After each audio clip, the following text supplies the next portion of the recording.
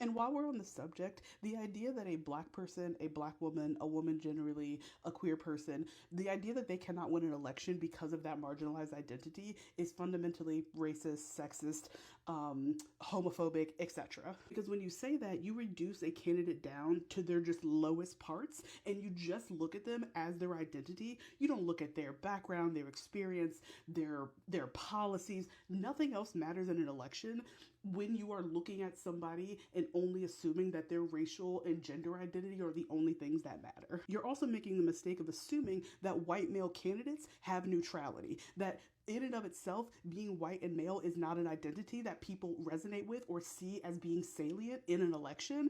And that, again, is racist and sexist. Because if you look at the 2016 and 2024 elections, and your only takeaway from those two elections is that Hillary Clinton lost because she was a woman and that Kamala Harris lost because she was a black woman, I say this with nothing with love and light in my heart, that's intellectually lazy. That is a refusal to truly engage with what those elections were and why they happened. Of course, I am not making the argument that race and gender did not play a factor in those elections. That is a whole different thing. And of course, I would never make that argument like I'm a serious person. I would of course never make those arguments.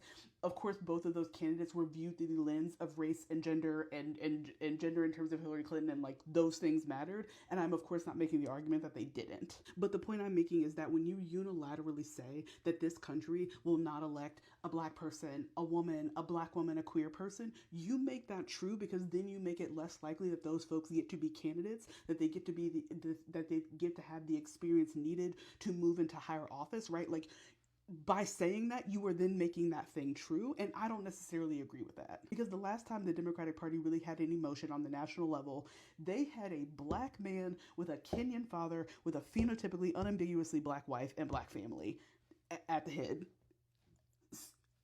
And then the most recent time that they've had motion, they had a brown man from Uganda. I just, this idea that like that folks that only white candidates can win at the national level, yeah, that's just, it's racist and it's sexist and it's classist, probably. Like I just don't agree with that at all.